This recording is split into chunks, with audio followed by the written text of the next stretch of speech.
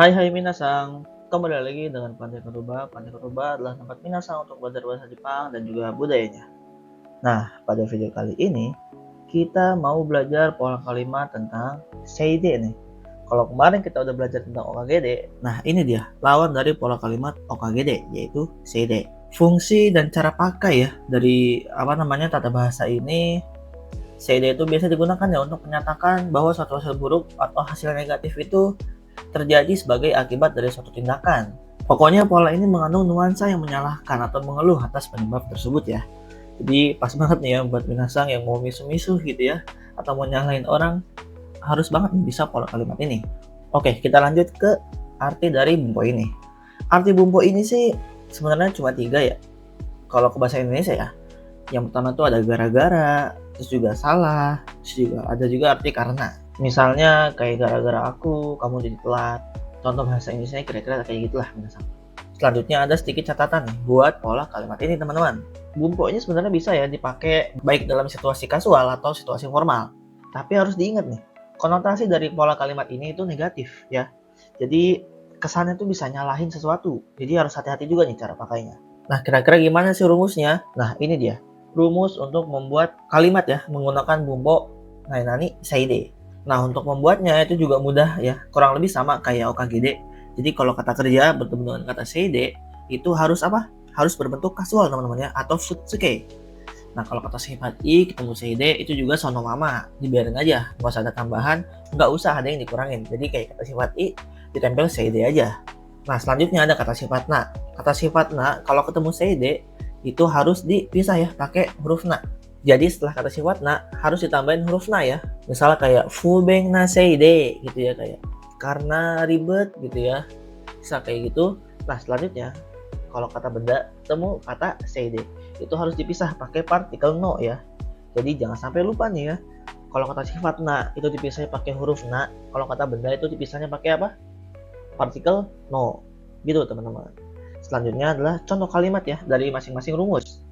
Yang pertama nih, di sini ada buat kata kerja dulu nih minasang.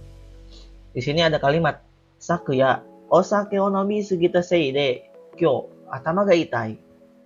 Artinya gara-gara kebanyakan minum sake semalam ya, hari ini kepala aku sakit.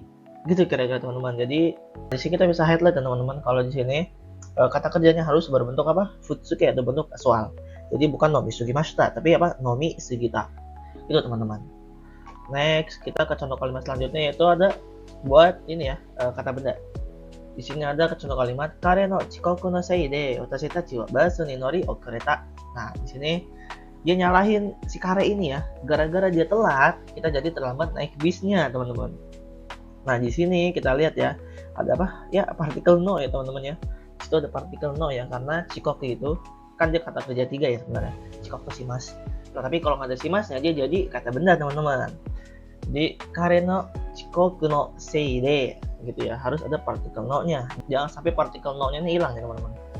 Karena menyalahi aturan tata bahasa ya nanti ya. Gitu. Oke, kita next ya ke contoh kalimat selanjutnya. Nah, di sini ada buat kata sifat i nih teman-teman.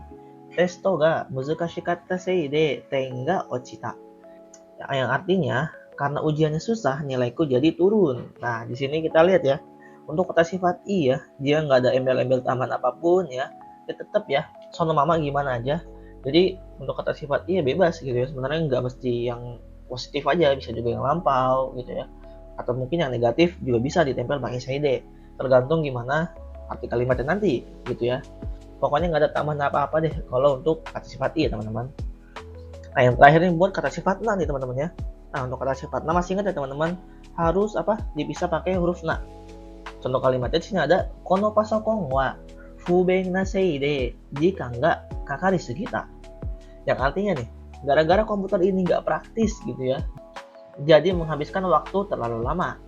Nah, di sini si pembicara ini yang menyalahkan apa komputernya yang fubeng ya, yang nggak praktis. Dan ingat tadi apa? Harus dipisah pakai apa? Huruf na gitu ya teman-teman.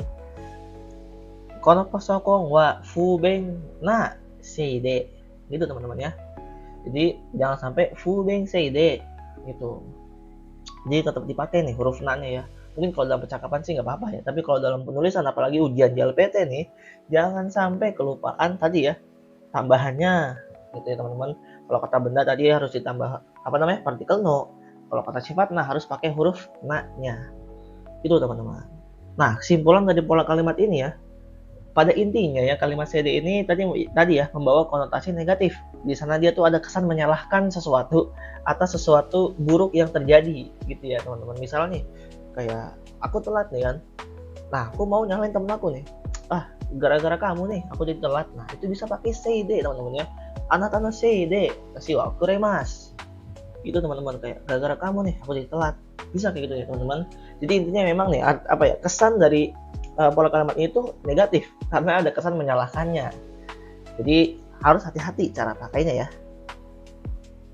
Sebelum video ini berakhir juga kurang afdol kayaknya kalau nggak ada kuis nih. Cuman kan kalau kuis yang kemarin ya itu ada pilihan ganda. Kalau sekarang kayaknya harusnya lebih mudah ya karena cuma menerjemahkan ke bahasa Jepang.